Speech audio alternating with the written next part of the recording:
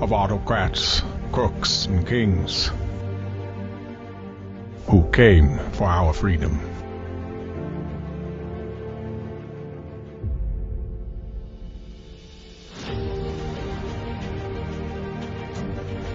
A story of citizens who stood up to tyranny and won.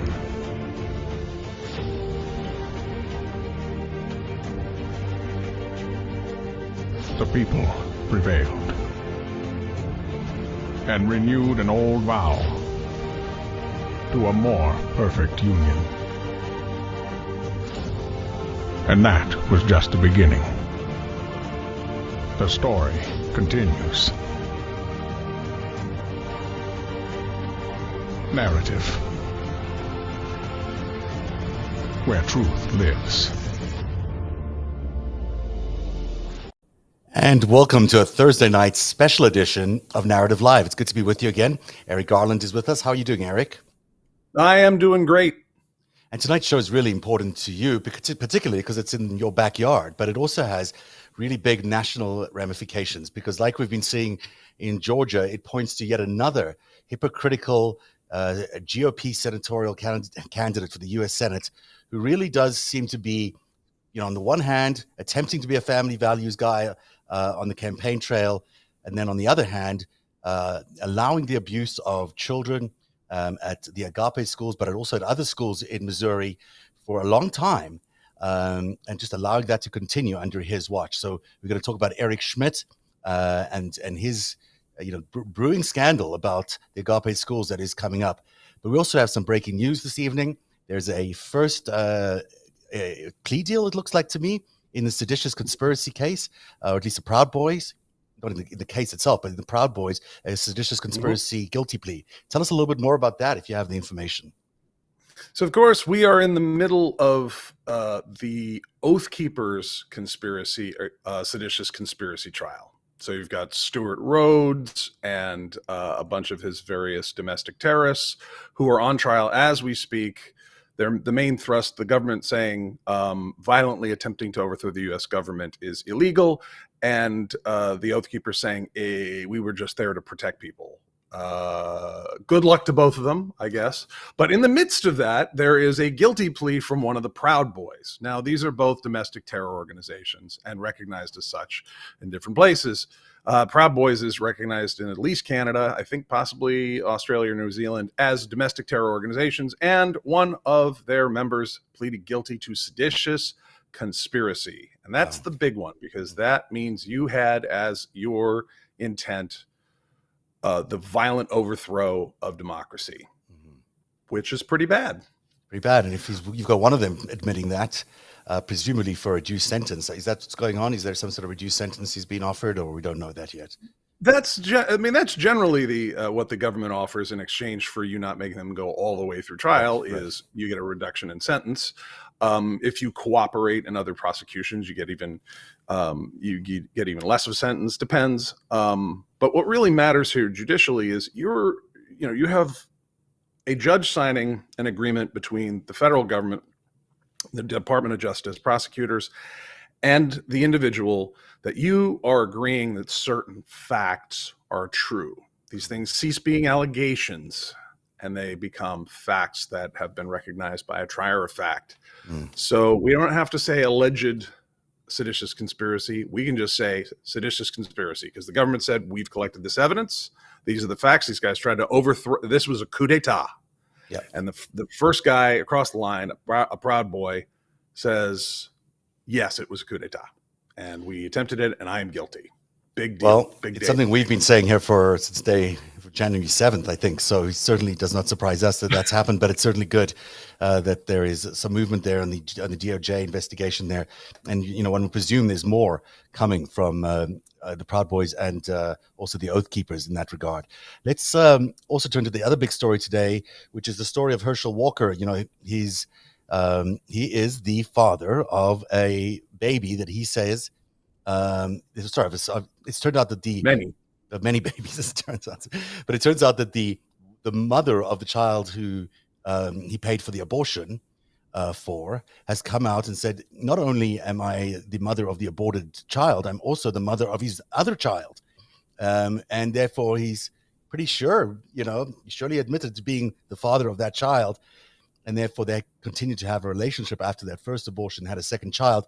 So there's no real denying the allegations, although Herschel Walker seems to be doing that left, right, and center on the campaign trail in Georgia today, which is just, fascinating as we look at this, this tightening race for the Senate. There's no doubt the Senate looks like it's leaning towards Democrats, but it's still very much a tightening race, and we still have 5 weeks to go. Anything could happen. This was not a good day for Herschel Walker. Well, between that and some of the allegations made by his son, and we played a video that had gone viral of his son talking about his relationship with his father. Christian Walker, yeah. We missed a part on Twitter. I missed it anyhow. At any rate, that there's allegations that that man and his mother had to keep moving around to avoid domestic violence, if not very serious violent threats from the candidate for U.S. Senate in Georgia. So, yeah, I mean, look, it's a theme we keep seeing amongst the Republicans. They are, beholden to some sort of higher being. I'm not sure who that is, in terms of what policies they're pushing on the campaign trails and in office.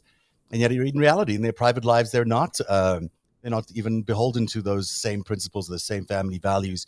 And it brings us to tonight's big special report, where we're looking at Eric Schmitt, who's the candidate for the U.S. Senate in Missouri. It's obviously a very important seat. He leads, like you'd expect any Republican to lead in that seat, in that Senate seat race for the Senate there. But there are many allegations dogging this guy. And one that we've been following a lot is the scandal at the Agape schools there, which has been near and dear to your heart, because it's something that you've been involved in. Tell us a little bit about what that scandal is about. Well, Agape Boarding School is a pseudo-religious organization that has a facility that has children from all around the United States and in some cases from around the world who are taken in. At some points they're legally signed over by their parents. Sometimes they are not, which is the source of some federal charges of recent, but essentially the allegations at that facility are of widespread, systematic, forced labor, torture, the worst forms of child abuse. And that group of people in Stockton, Missouri, in Cedar County appear to have been aided and abetted by law enforcement, the judiciary, the prosecutors, and many of the locals who are on the payroll of this organization that has expanded out into different schools that also they slap a little religious veneer over the top. And under Missouri law, they are allowed to operate without really any regulation or oversight. And this is what's been allowed to go on. Now, the scandal that involves the U.S. Senate candidate, who is the current Attorney General for Missouri, Eric Schmitt, is that he had been aware of credible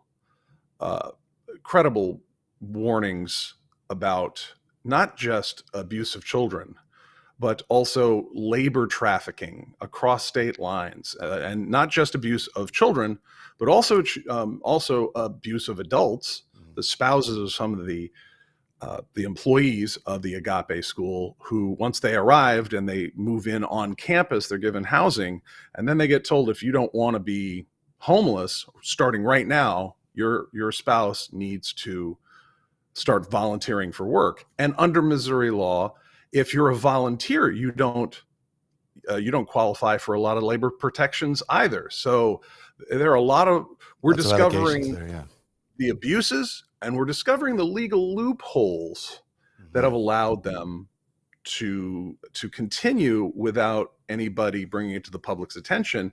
We're even discovering that when it's brought to the government's attention, that they don't do anything. And in the past few weeks, finally, the federal government stepped in. The Western District of Missouri U.S. Attorney's Office. Oh, I'm sorry, we covered it.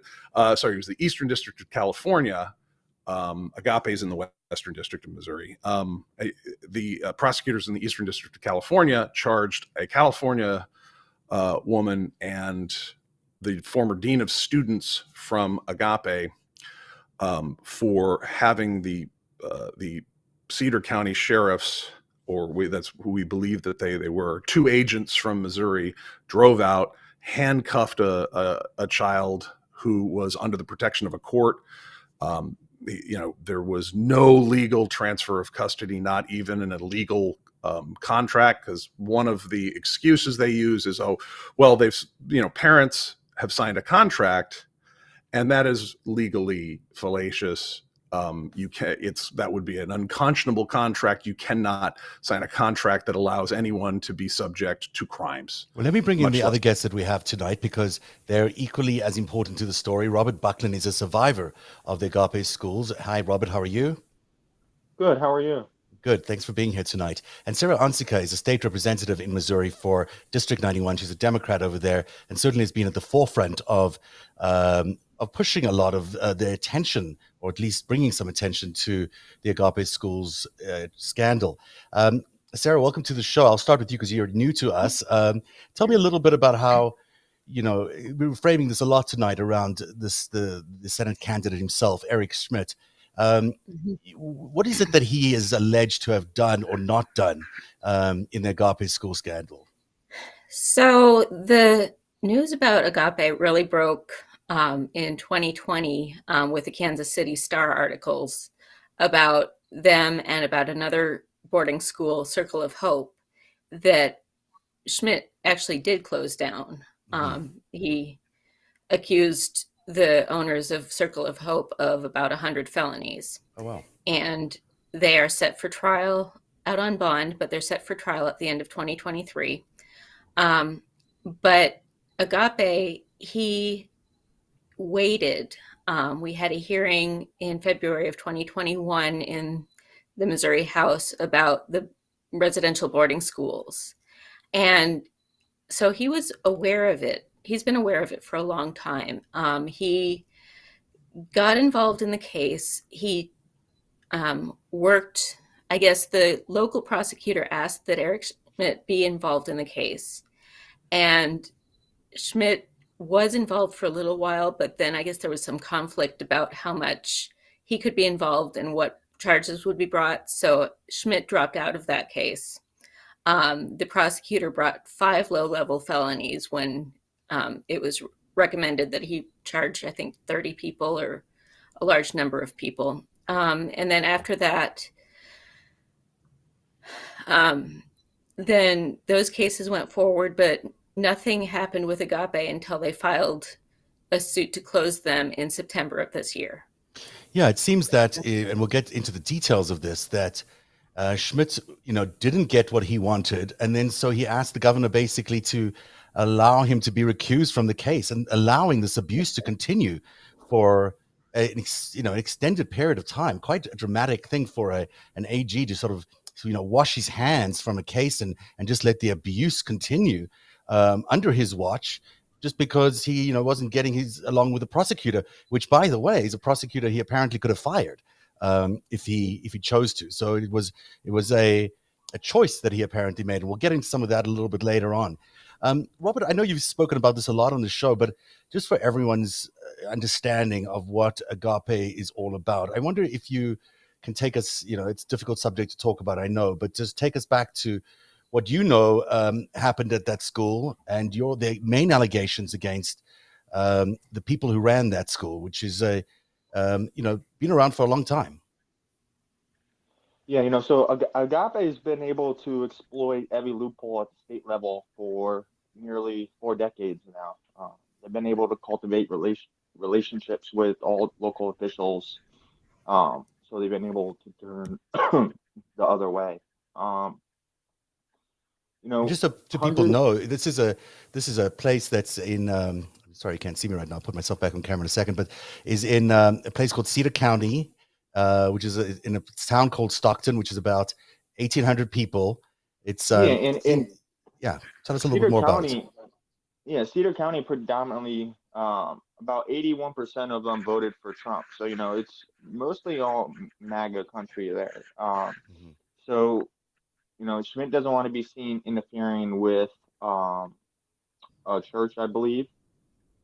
And that's, I think that affects the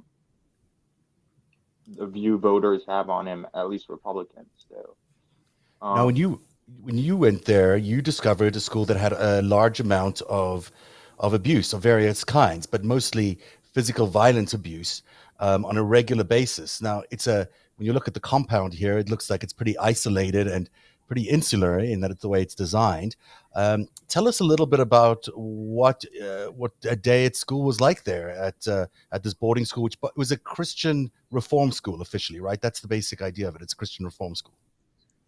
yeah, so we went to church every single day. Um, we read our Bibles. We were forced to read our Bibles for at least an hour every single day. It's a Christian compound in the middle of nowhere. Um, the nearest big town is about an hour away. They would tell you if you tried running away there, um, that a local would either shoot you or they would bring you back to the school, and you'd be severely punished. This everyone, they said there in the community had guns, so we weren't. It was we were very discouraged to run away. And the abuse happened as soon as day one, pretty much, that I got there. I was there for 5 years. I'm just looking at inside of the complex here. It's there are no windows. It looks like to me these are all photographs of the sides of the wall. So basically, it's a windowless environment. These are stone seating that are attached to the tables here, presumably because they don't want any fights to break out, or I don't know, with the chairs, loose chairs. But there are no loose chairs, uncomfortable seating. Just on the surface of it, it looks pretty rough, but it's much rougher than that. I mean, the allegations, and we see some photos here of students being forced into doing push-ups, I guess. It seems like it was a very tough environment. Someone described it as a torture compound. Yeah, there's no way to leave. All the doors are mag locked. You see that the dining room right there has no windows. The gym had a couple windows, but they had bars on them.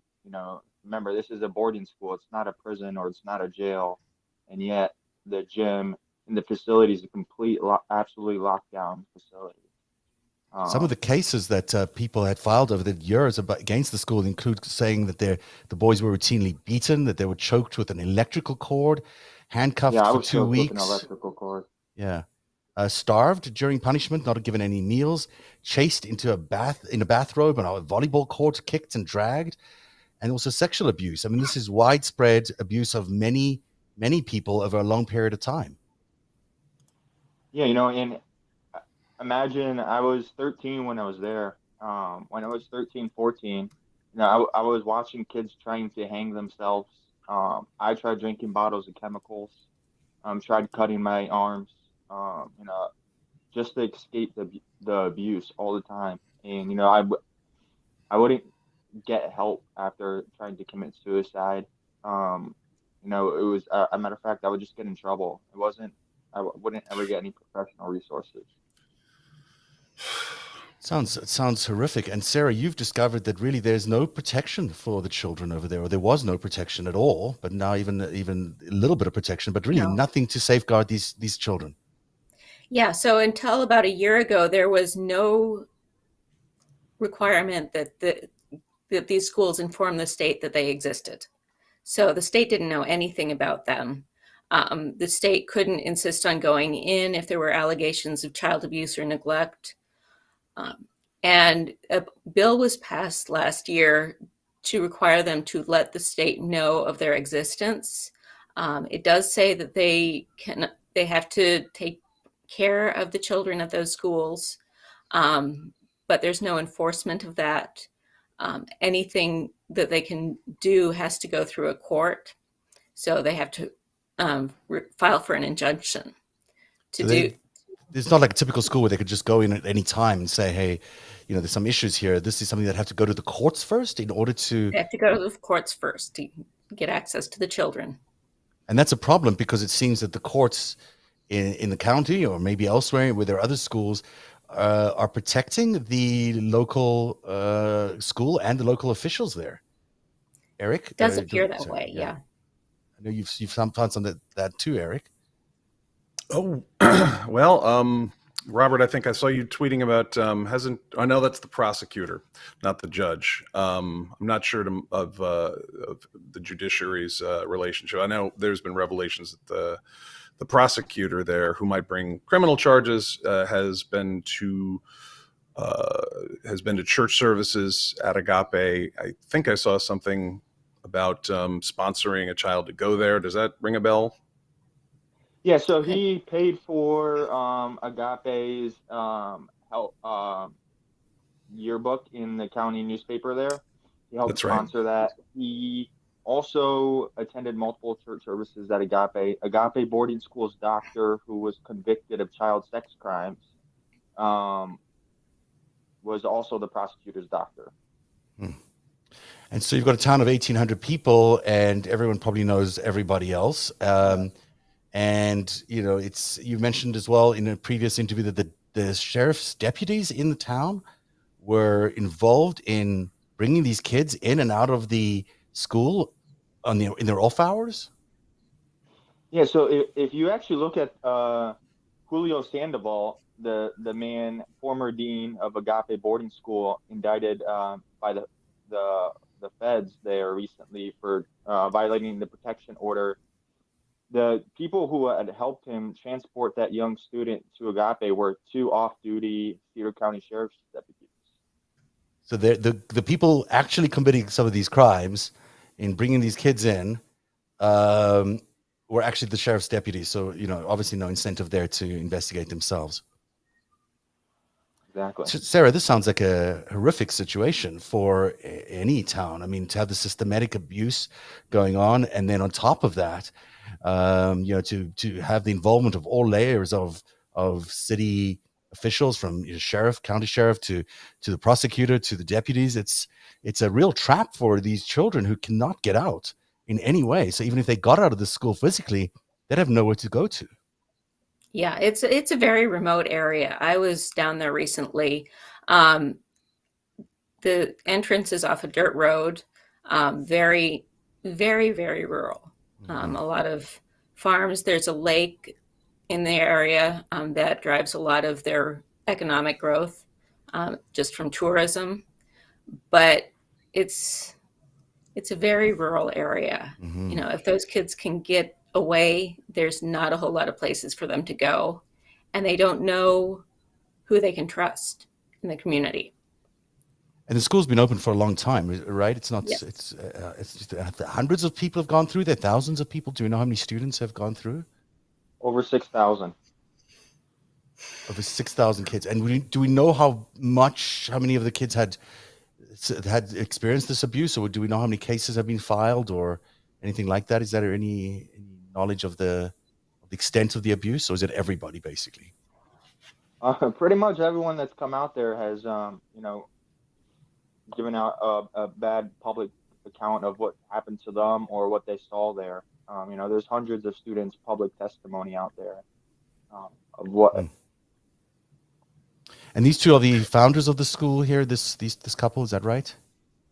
That's correct. And who are they?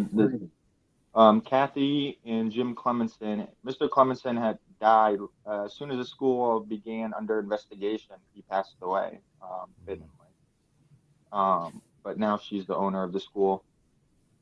And they are, I'm sure would claim they're devout Christians, and they're doing this for the right reasons, right? They're not doing it for money, but you think they're doing it for the money. Oh yeah. Well, I've looked at all the LLCs and the trusts, and if they're not doing it for the money, they sure have a whole lot of bank accounts there. Mm-hmm. They have their staff members there are living like they're in a third world country. The people that are working for them, and the owners of the school are riding around in fancy cars, exotic cars, taking vacations all over the world. While they're being used as slaves as well as staff members. And so these allegations have been made over a long period of time. There've been many cases And there's been a real halt to any ability to get these prosecutions going anywhere. So then the AG, who in this case was Eric Schmitt, was called in and was asked to help in this case. But who was he called in by? The governor, or was he called in by the local prosecutor there? He was called in by the local prosecutor, who asked the governor to have Eric Schmitt be involved in the case. So Eric Schmitt is a very ambitious guy by all accounts. He spent the last year basically just pandering to a national audience. Here's his Right. So go ahead. He's running to be the junior senator to Josh Hawley. Yeah. So, yeah. There you go. Let's take a look at his campaign ad just to get a sense His of who we're 100-meter talking. dash is not as quick, so he's got to be junior senator. It's a good one. Here's his campaign ad. And I think Joe Biden is a total disaster. That's why I'm taking my blowtorch to his socialist agenda. As your attorney general, I put a stop to Biden's open border policies. I sued to get rid of Fauci's COVID mandates. And I stood with President Trump to stop election fraud. In the Senate, I'll turn the heat up on the Biden Democrats. I approve this message because now's the time to take our country back. So here he is, a denier of the fact that Joe Biden won the results, won the elections. He's a denier in the... Sorry, I got to stop you. These are not election deniers. These are, and especially not Eric Schmitt. Yeah. He helped organize the attackers with robocalls. He helped gather the mob to attack the Capitol and commit seditious conspiracy. He's part of that conspiracy. Okay. So we know a little bit more about him then. And he's also a guy who's basically built this campaign on a bunch of lawsuits. Essentially, he's, sued. Failed lawsuits. Yeah, failed lawsuits because they're all stunt lawsuits. He hasn't won one lawsuit. Yeah, he sued. I think he sued China for COVID. He sued. If I remember wrong here, he sued Joe Biden. He said there he was going to. But I don't know what it was for. Whether it was in the socialist agenda that he claims there, or whether it was for also the mask mandates. He took another lawsuit against the law about combating the mask mandates in schools. I mean, this is it's a very stunty way to get on Fox News on a regular basis. It seems to me, and not really an educated way to win, on a policy basis or winning the approval of your citizens over there. He's basically just stunted his way with these lawsuits into being on Fox News and getting a national profile doing all these GOP stunts. And yet he had no time to attend to the biggest issue, or one of his biggest issues on his plate, which was the Agape School's abuse of boys. I mean, there is, an understandable disagreement between him and the prosecutor that laid out the background for why he landed up asking to be recused. But at the end of the day, this was happening under his watch. And while he was doing all these lawsuits on a national basis and suing China and Biden and suing about the mask mandate, he wasn't doing what he could have done, which is protect the schools. It's the abuse of the schools at their Agape schools, the abuse of boys at their Agape schools. How does that make you feel? I mean, it must make you outraged, Robert. Yeah, failed policies and publicity stunts. Eric Schmitt, if he wanted a publicity stunt, he could have closed Agape a year and a half ago. It would have been much more newsworthy, camera-worthy than all the shit that he's done in the last year and a half. We were begging him a year and a half ago to file an injunction, and he said, we don't have grounds. And here we are a year and a half later, he files an injunction, and now the judge tells him, where were you a year and a half ago? And in that year and a half that he didn't act, kids were literally being handcuffed at Agape. Social workers noted how kids were so malnourished there, so skinny from not being able to eat. It's a shame. I think the thing that angers me most is we were right when we said kids were going to get abused if you don't act now, because kids are still being abused there as of 2 weeks ago. So a year and a half of waiting, of doing nothing, of doing all these stunt lawsuits and not participating in the prosecution of the abusers. He didn't win one lawsuit, Zev. He sued 39 school districts or something like that. He didn't win one of those lawsuits, and he could have used the time and energy he spent on that on closing Agape. It wasn't until the public backlash really became pretty fierce. I'm told that Mr. Schmitt was reading Eric Garland's thread about human trafficking, and that's what really upset him. Hmm. So Aw. I think it's the public backlash has really grown over the Agape crisis, and I think it's going to blow up. I think because there's still multiple rounds of lawsuits that have not been filed yet. So right now you have 25 lawsuits in the last year naming Agape. In the next week or two, there's going to be another big round of 6 to 10 lawsuits. So that's going to place it over 30. You have Brian Clemenson in sworn deposition stating that the Department of Social Services has investigated Agape at least 10 times since 1999 and dropped every single investigation. Wow. Sarah, this is unbelievable, this neglect of these kids and this neglect of the rule of law. It really is. Just the way things are structured, the government has so little power over these organizations, and then Schmitt is just not using what he has to the fullest extent. So he is more concerned with making sure kids can't wear masks at school than he is in making sure kids can't be beat at these boarding schools. Which sounds, ridiculous for a party that seems to be so obsessed in terms of their QAnon world, at least, with child abuse. Oh. Eric, any thoughts about how that Almost like projection. Yeah. I'd like to say it's not just Eric Schmitt in the Missouri government who has been falling down on the job. Rep. Unsecker here proposed a very simple change to the law that would have just had these religious schools, put under oversight like every other institution that care of people.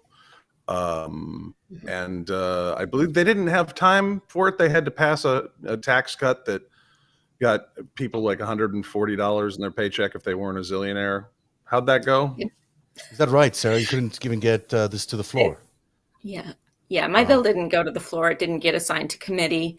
What needs to happen is these schools just need to be licensed. There's two categories of residential facilities right now. There's the licensed residential facilities, and then there's the license exempt facilities. And the license exempt facilities really basically have to let the state know that they're running, and the children can't be in grave risk of harm at those schools. So immediate harm. Right, and these kids are in immediate harm, and this abuse is ongoing right now, and yet nothing is being done while this guy is running for Senate office here. That's remarkable. There's a couple of articles just worth I want to point you to. One is this is the day, which I guess was now September 24th last year, when the Missouri AG was asking his governor for permission to exit this case. So, it's been a year almost, and there's more than a year actually, and there's a lot of abuse going on in this last year, and this is just in the year that he's been asked to recuse himself, like that nothing's been done. And the absurdity of an attorney general asking his governor to let him off a case because he's having a disagreement with his own prosecutor is stunning. I mean, I guess there was a disagreement over the amount of charges because Schmitt was interested in filing 65 criminal charges versus the much less by the prosecutor, by Geider, but who was just wanting to charge 7 people with no felonies. But it seems that he had all the rights in the world to fire that prosecutor, and he didn't. So That's the story here. People, they've known about this for decades now, and there's people apparently driving antique cars, flying around the world. It's almost like organized crime, and there's a few people making a whole lot of money, and a bunch of people suffering, and those people who make money are so powerful that nobody wants to oppose them. This is the issue. Missouri could shut this down if it wanted to.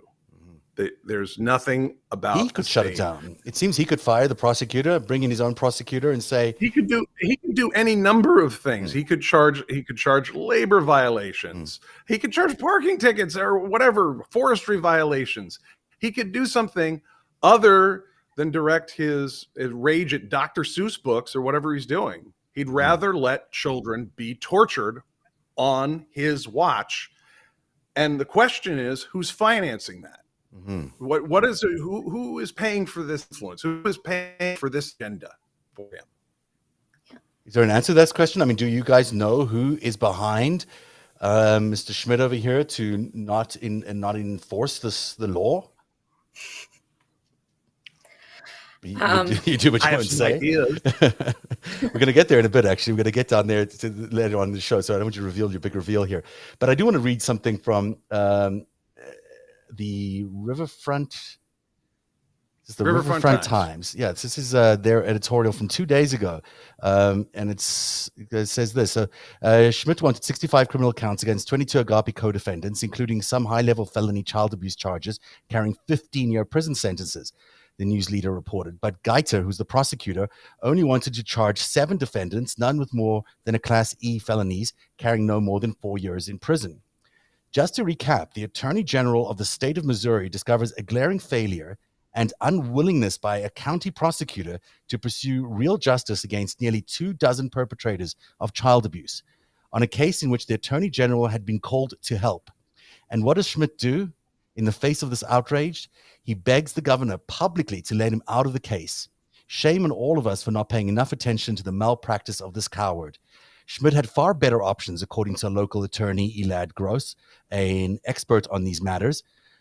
One was to sue to have Geiter removed from office, something the Attorney General is empowered to do, and replace Ty Geiter with Kim Gardner, and imagine what Schmitt would have done. I don't even know what that means, but we'll find out in a second. But Schmitt didn't even have to bother with Geiter. Schmitt has long had the power to go after Agape boarding schools' non-profit status under our consumer protection laws and close the institution on his own. But he has refused to do that. Then there's another paragraph in that same editorial says, what happened last year in Cedar County is as much a confirmation of Schmitt's lack of character and competence as all the horrific pain he inflicted on schools district throughout Missouri. And that is saying something. So it's getting a lot of attention now. Robert, let's start with you. I mean, when you realize that these options are available to him, like the consumer protection law and all these others, why isn't this being done? Why is he not doing this? The article is right. Shame on all of us for not making a bigger deal about this last year. Schmitt begged the governor publicly to get off of a case where there's dozens of perpetrators at a school harming kids. Dozens, and these people are all still there today. Still going on today. The abuse is still happening today. The same abusers are still there. He's still done nothing about it, and he now wants to be a U.S. senator for the state of Missouri. And if you look at it, Schmitt could have fired the prosecutor. He could have sued the school for fraud. He could have gone after them for the Missouri Merchandising Act. There's multiple different avenues he could have done. Instead, he threw his hands up in the air and abandoned the victims. And it just tells the story of it. It's the second GOP candidate now for Senate there who, they're just hypocrites. It seems like they've got a bunch of, hypocritical candidates running for office here where... You missed some of the primary guys. Eric Greitens was no treat. Yeah, I know. Look, I'm not saying they have much better options, but it is stunning to me that there's a theme going on here, that you've now got people who are protecting pedophiles, protecting abusers of kids, and thinking that they deserve a promotion into higher office, into the national stage. I mean... And the Republican Party is just like, oh, that's okay. We'll let them in. Is this just the way it's always been in Missouri? Is this sort of just the way it has always been? Is this really true? I mean, these schools have been going for years and years. Agape is one of them. Some of them have used to run in other states, and those states kind of tightened up their regulations, made them be licensed, made them follow different regulations, and they moved to Missouri because Missouri didn't have those same regulations.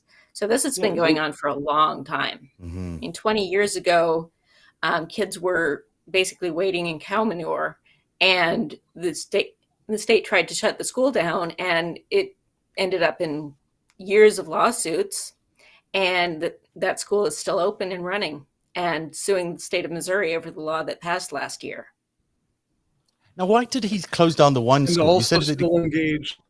Sorry, go And ahead. also still engaged in illegal labor practices where people are maimed and killed, and because they're not given the protections because they're in it's a Christian treatment program, a Christian reform school, whatever. But there's real profit being made by people, and we had an entire labor movement over 100 years ago. We supposedly got rid of slavery 165 years ago, but that has not taken in every corner of America. Maybe they have more of a habit in some states than others. But here we have these, we had a whole labor movement 100 plus years ago for all the laws and protections we have. And they've just found these little loopholes of, oh, well, that's a drug treatment program. So we can have somebody bouncing around the back of a van and fall out the back onto their head. And well, what are we going to do? And the reality is, when they have a chance, the legislation is proposed. We had Rob Vescovo, who's the Speaker of the House from Missouri, came out and begged the feds, please come in, please, federal government, come in and fix everything for us. And then he would not put Representative Unziker's bill onto the floor or in committee, wouldn't move it at all. Yeah, they're saving their ass here. A year ago, Eric, you remember, I don't know about you, Sarah, but I emailed every single person in the Missouri House, every lawmaker, Republican and Democrat. I emailed every single lawmaker in the Missouri Senate, Republican and Democrat. Some 5, 6, 7, 8, 9, 10 times each, because they didn't respond. And the only people that responded were the Democrats. The only people and the responses that I did get from some Republicans were, please stop your public outcry, it's not helping, or you have no idea what you're talking about, you're stupid. I thought you got stop harassing me too, right? Yeah, stop harassing me. Well, Yeah. I'm not harassing you. You're a lawmaker. I was abused as a child at a school in your state. What are you doing to fix it? Because kids are being abused today, 10 years later from when I was there. Nothing's changed. Nothing. It seems that the law in Missouri sort of sets aside these kids or other people, as you point out, in drug rehab centers or other centers, that they just make them into second-class citizens with absolutely no rights and no access to the law. Yeah, the law insists on don't get protecting these facilities a whole lot more than it protects the kids in the facilities or the people getting treatment in those facilities. It protects the facility's right to run a business more than it protects the kids. Go ahead, Robert. You're going to say something there. Yeah, there's across the United States, there's been over 350 children who have died in these types of facilities recently in the last 5-10 years. There's no federal oversight at all. We have more regulation. We regulate the marijuana industry more than we regulate children's child care industries. That shouldn't be. And Eric, sorry, go ahead. Go ahead. I'm sorry. No, I was going going to to say trouble teen industry is the only multi-billion-dollar industry in the United States that has no regulations at all. So there's thousands of these schools, presumably, or at least hundreds of these schools around the country, probably thousands. Eric, you've pointed to one reason to this, that it's, they're protecting themselves, they're protecting the institutions because they're organized crime entities, essentially. Don't take it from me. Rob Vescovo made that accusation this past week, but I've also testified before the Missouri legislature that if you are trafficking children, that we were talking about a slightly different issue of not really following up on lost foster children, that the police weren't looking. The police apparently will go out and recapture somebody from the Agape school, but if you're just from a regular foster program and you're lost, they won't even write it down, and neither would some changes are happening now, but they weren't even writing it down at the state agency level. And I pointed out that organized crime was taking advantage of that for sex trafficking, according to the FBI and the United Nations. There must be a lot of human So trafficking if those are the laws, and no one's following up on these kids. And of course, there's human trafficking. It seems like that's just the nature of the case. No, I think another issue in Missouri is, in the last 3.5 years, you've had 7 different directors of the uh, children's services of Department of Social Services. How can you institute a policy if every 6 months you have a new director? Every 6 months you're cycling in different policies, different directions, and you can't really establish what you want a direction. And I'm sure Probably by Sarah can design. probably They yeah probably do that on Sarah can probably purpose. speak better to that than I can. Yeah. Yeah. Yeah. I just want to go back to something else here. You can jump in there, Sarah, if you want to discuss the flipping around of those positions. Feel free to jump in. Well, I mean, Robert's right. They have changed directors so often in the last several years. And our attrition rate at Children's Division is horrible. Our turnover rate, we have way too many positions unfilled to the point where the division can't facilitate foster kids visits with their families. So kids aren't seeing their parents as often as the court orders. The court might order every week or every 2 weeks, and they're seeing their parents every 2 or 3 months. So we have real problems with Children's Division, and those need to be addressed. So this is Eric Schmitt's Twitter. On 6 occasions in the last few years, he's apparently written this thing called "Fight Tyranny, Crush Marxism, Love America." That's his big, battle cry. He wants to crush Marxism. And Eric, your very dogged research has proven that maybe he wants to crush Marxism, but he sure likes Chinese communism, because in several ways he's been very supportive of the Chinese Communist Party. And we, of course, are covering a lot of this year on Narrative. We're doing a lot of coverage in our Dragon's Tail about how China's been secretly behind a lot of the rise of MAGA. And this is one way they've been doing it, through backing local politicians. And I'm sorry you can't see me. I was going to put us back on camera here. Let me just do that. By backing local politicians over many years into supporting all these unusual things. And one of the unusual things that, I sort of got me, it was so stunning because you would never read this headline today, but that Schmitt was proposing a China hub in St. Louis, and that it was involved turning the local airport into a hub for Chinese cargo. Mm-hmm. Eric, tell us a little bit more about this. Well, that is how opposed he is to tyranny and Marxism, that he wanted to establish an even larger commercial link, make St. Louis and Missouri one of the main commercial links with the tyrannical Marxist regime. And this was a huge enterprise. I mean, this sounds to me like he was planning on, basically opening up a Chinese-run airport so they could ship American goods. Look at how easily they could now ship goods directly from their own airports in St. Louis all the way to wherever they wanted to go. Goods or people. Yeah. And look how through Alaska, they'd be right there in China, and goods or people. And because it would be a Chinese-owned airport, I mean, how would you control what was on those planes? Now, how would you control whether they were shipping drugs or humans or real cargo? I mean, who knows what's on them? I'm not sure if they were proposing Chinese ownership. It was mainly privatization, which has been a push that's gone on, intensified after Trump's election. They wanted to make the Missouri Lambert Airport, or St. Louis Lambert Airport, into a place that would have direct flights to Beijing, I believe daily, an enhanced cargo hub, but would be no longer a public entity that's owned by the city and the county. I think there's some complicated ownership there, but they were going to make it all private. And one of the guys behind that was a local billionaire by the name of Rex Sinquefield.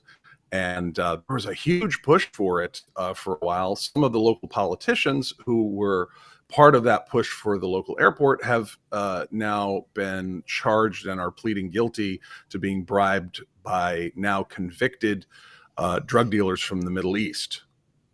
And Rex Sounds, I guess, Sinkerfield, bad. yeah, it sounds bad. And then Rex Sinkerfield, the guy you mentioned there who was involved in this, happens to be Mr. Schmidt's biggest backer, biggest independent backer. He's one of the major ones. There are other more colorful characters too. Mm-hmm. And you know, Sinkerfield, it should be said, came here back from California in 2006 and just started backing pretty much every nonprofit organization, political movements, all sorts of candidates. Where is the source of Rex's money? I haven't researched that sufficiently to say. Sarah, this sounds bizarre. I know this proposal was in 2011, I guess it first came out, but it sounds bizarre in the context of where we are geopolitically today and our not very friendly relations with China. And here we are with a GOP. He was then senator, and now he's a U.S. Senate candidate. Really, with very friendly relations with China in proposing a cargo airport run by the Chinese in Missouri, and seemingly in great favor of this, and backed by these donors that are of questionable sourcing. Yeah, that's pretty much it. Yeah. And on top of that, now there's a new scandal involving farmland. So yes, tell us a little bit about that, because that's really interesting too. I'm not sure whether this is a new scandal. So foreign ownership of farmland has really been an issue for years and years, but up until about 2013, there were a lot of limits on who could own Missouri farmland. In 2013, a bill passed to allow some foreign ownership, and right after that, Smithfield bought up a whole bunch of land in Missouri, which is a Chinese-owned entity. Yes. And so he was the guy who voted for. He was one of the senators who voted for it. Yes. So here's a fact check from your local newscast. Let's just run through this so people can see that how the local news there has covered this new scandal involving Mr. Schmitt and involving him approving the purchase of farmland by foreign countries, including and mostly by China. Commercial says if Schmitt likes China owning Missouri farmland, he should be a broker for them. Instead, as a politician, he voted twice to let companies controlled by China buy up Missouri farmland. Accurate. In 2013, the then state senator voted to permit foreign ownership of farmland. Any nation, not just China. Now, Governor Jay Nixon vetoed that, but Schmitt and others successfully overrode it. So, how much Missouri land do Chinese businesses own? 146,000 acres worth so far. Accurate. That is from the Center for Strategic and International Studies, a national security think tank. Most of it from the WH Group, formerly Smithfield Foods. Now, the USDA says as of 2021, 1.1% of Missouri ag land is foreign owned. The state limit is 1.1. China, however, is not among the top foreign owners. They're not even in the top 5. And Missouri is not even close to the top among states either. So, as a state senator, Eric Schmitt did vote to allow foreign-owned businesses to buy Missouri farmland, not just China. Foreign ownership of ag land in Missouri is 1.1%, just over the state's legal limit. So there's more to the details than the commercial shows. Now, that's not entirely true, because what he's mixing there, the national figures for the amount of farmland that's been sold to foreign countries versus the state figures, which so in other words, when he listed those countries saying that Canada and other countries might own more farmland in the United States, that's not necessarily true for Missouri, where there could be a lot more Chinese land that's been bought by the Chinese there than elsewhere in the Union. Right. Well, we don't keep records here. The only people who have to report that they own that their foreign entities owning farmland are the entities that don't file W-9s. So if they file a W-9, they don't have to let the state know that they have purchased the farmland.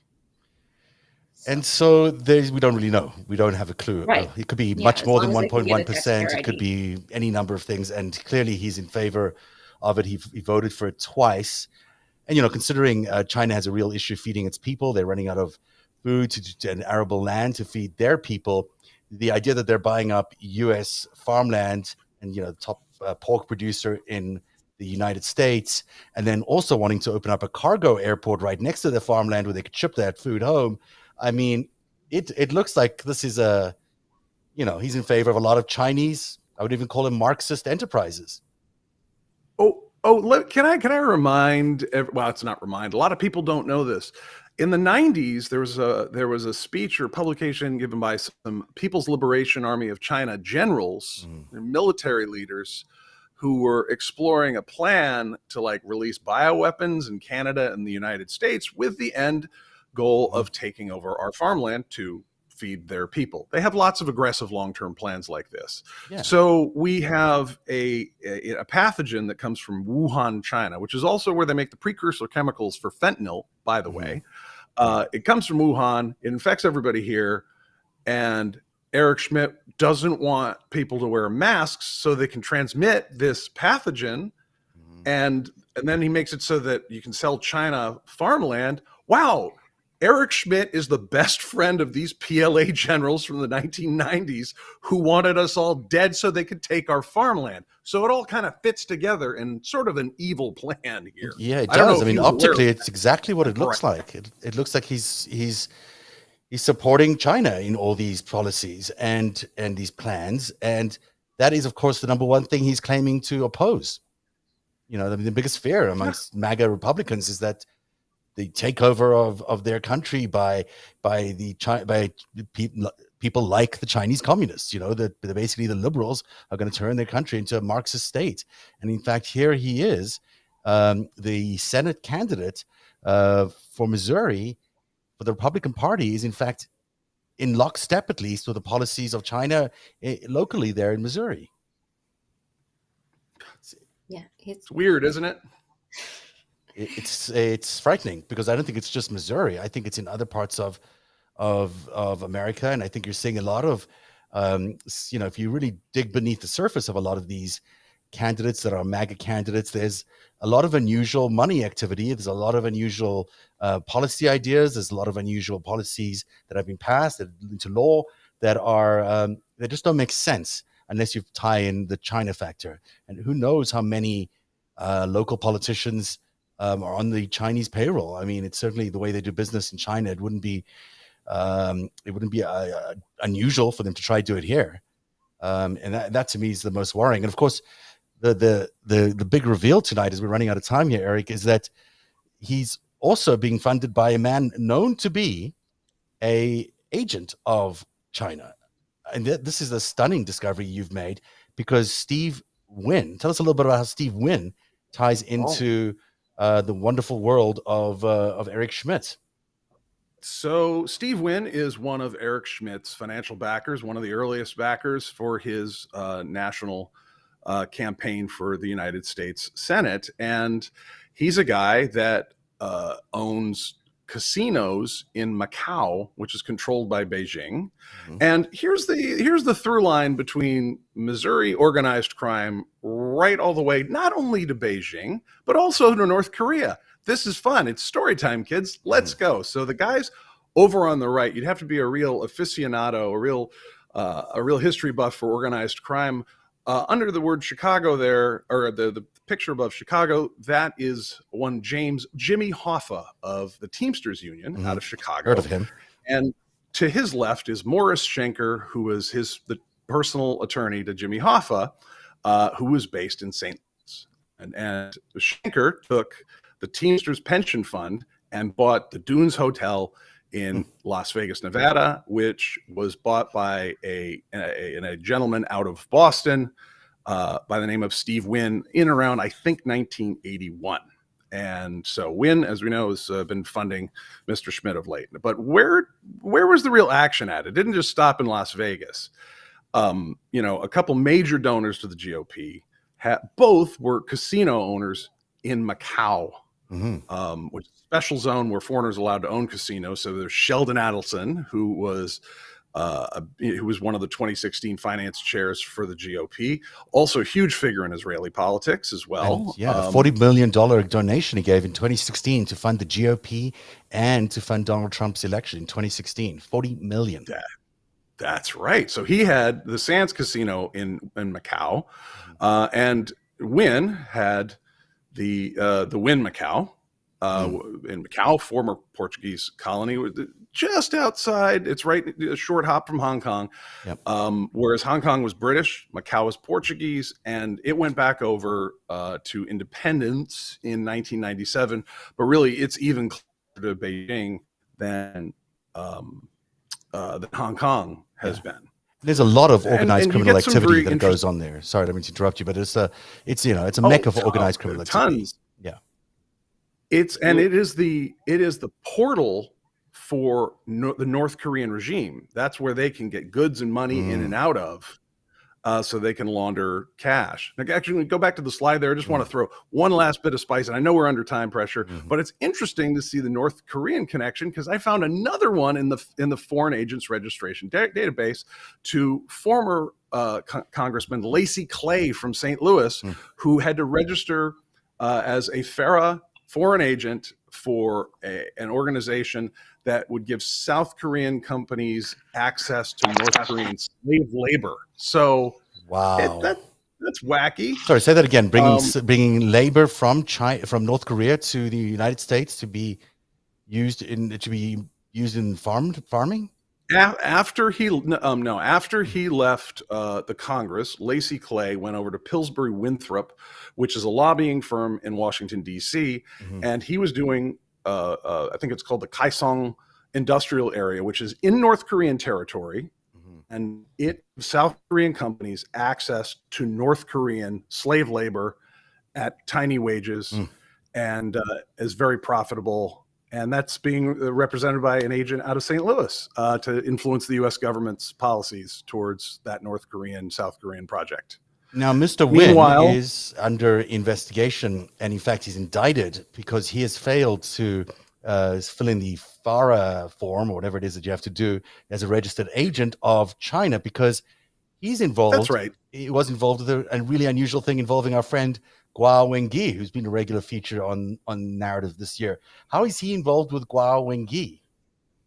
Well, first, I pulled the FEC database here. You've got Steve Wynn and also his wife, Andrea, whose family has a very interesting background as well, very international. They've maxed out their donations, it seems, to Mr. Schmitt. Now, Wynn, of course, is currently under indictment for failing and for refusing to register with the National Security Division of the Department of Justice as an agent of China. Now, what was he up to? He got orders directly from he got orders directly from Beijing to try and influence Trump to extradite Guo Wengui, because he's a bad guy, and the Chinese do not like him. Even though I come to understand that Guo is still able to withdraw money from the mainland of China the way none of their other real dissidents are. Yeah. So that's kind of interesting. And it seems Guo is partnered with Bannon, has lots of connections with China as well. But when you look at the conflicts of interest there, you've got Wynn is operating casinos in Macau, and he depends on casino licenses. Because that money perhaps washes North Korean cash from their mobbed up regime, maybe, heroin money from Thailand to the Golden Triangle. It's hard to say. But Macau is under Beijing's control. So basically, if Wynn wants to still do business there, he's got to listen to China. So Eric, I'm going to interrupt you there for just 1 second, because I know that. Sorry, I know Robert needs to hop off, but I just want to give him one word. We'll come back to this in just a second. But Robert, I don't want to leave the show without giving you the word here. What do you hope is done now with the schools, and what do you think the message needs to be to supporters of Schmitt and others in Missouri who support this cover up? Let's tackle Sarah's bill, and let's prevent another Agape from happening again.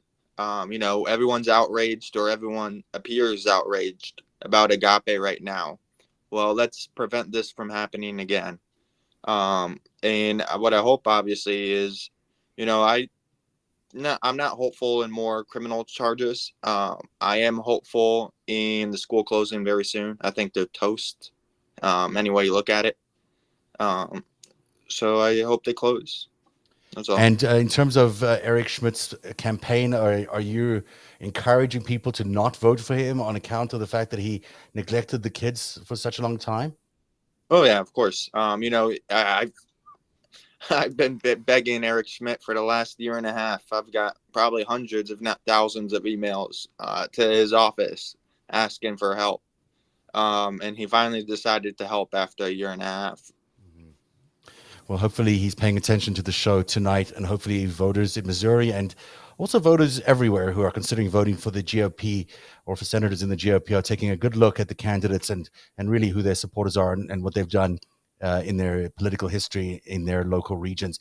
Robert, thank you again for being on the show. Really appreciate all your advocacy and your incredible courage in bringing the story to light. And thank you for spending the hour with us. We'll stick around with Sarah and Eric for a little Thanks, bit Sarah. longer. Thanks, Eric. Thanks, Seth.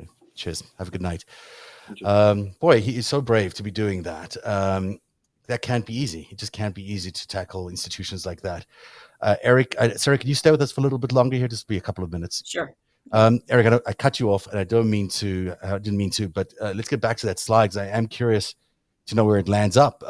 You've got, just to recap there, you've got Steve Wynn alleged to be a Chinese agent who in 2017 got a message from the head of the security services in China, or someone in government in China, and he relayed that message to Donald Trump in 2017 saying, please extradite Gua Wengyi, who is, alleged to be a Chinese spy himself, but was at that time under investigation for doing all sorts of things with Steve Bannon, like that Build the Wall scandal that they did. So, the premise, I guess, and I'm guessing here, is that the Chinese wanted their spy back.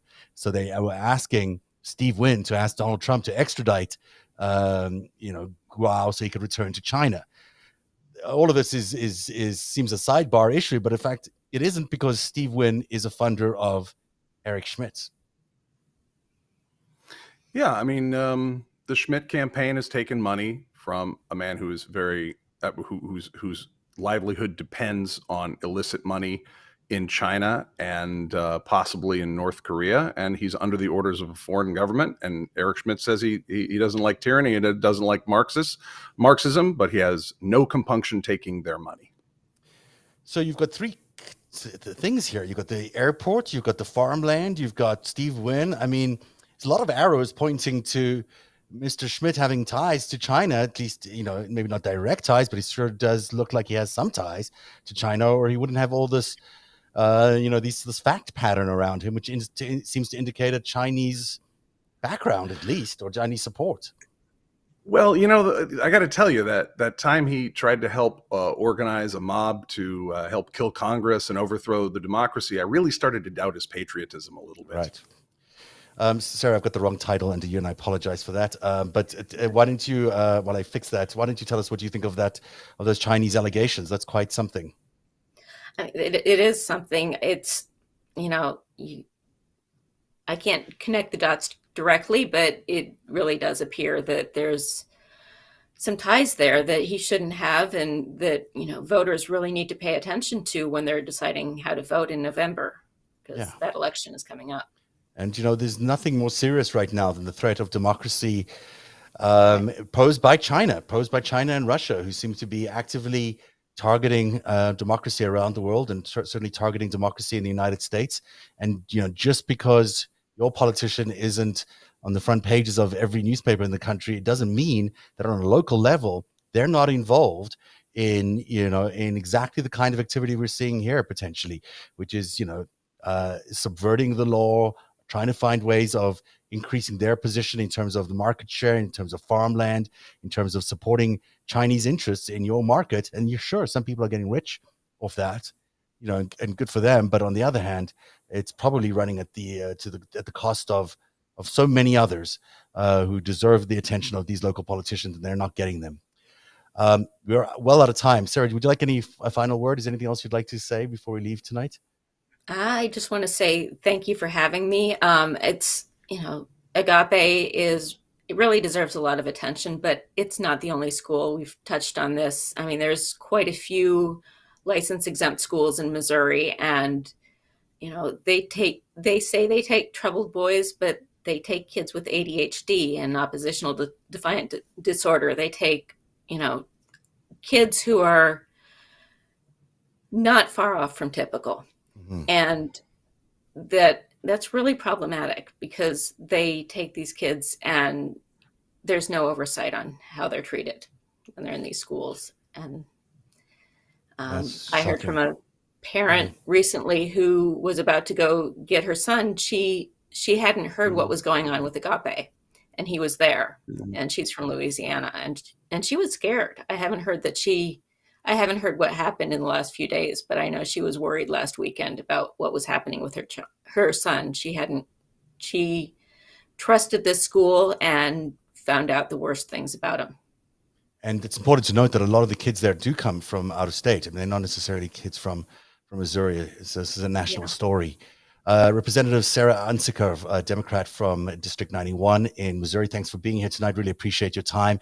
Eric, I'll leave you the last word. What do you want to say, in terms of what you've discovered tonight and reported tonight about Schmitt, and what should happen next to the Agape schools? Any thoughts? It's not just about Schmitt, because underneath that one candidate, that one public official, and that one candidacy, there's an entire network in Missouri and in the United States.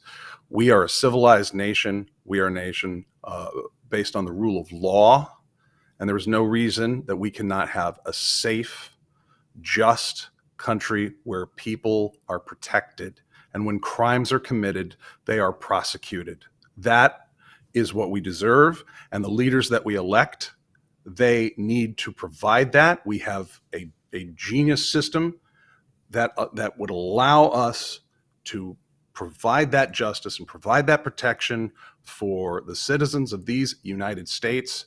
We deserve that, and we deserve nothing less, and we are being failed not just by this one candidate, but from sea to shining sea, and it is time to step up and do better. Let's leave it there. What a powerful way to end. Thank you both, Sarah Unzicker, Eric Garland, and Robert Buckland, for being on the show tonight. And we wish you a very good night. We'll see you again next Tuesday on Narrative. Every minute of Narrative's reporting, every story that we break is made possible by our patrons. You too can become a patron by joining at patreon.com/narrative. Narrative, where truth lives. One day you'll tell the story of autocrats, crooks, and kings who came for our freedom.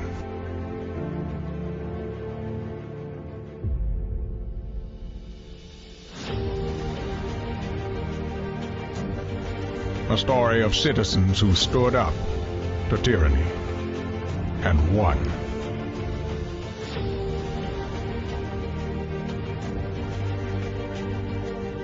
The people prevailed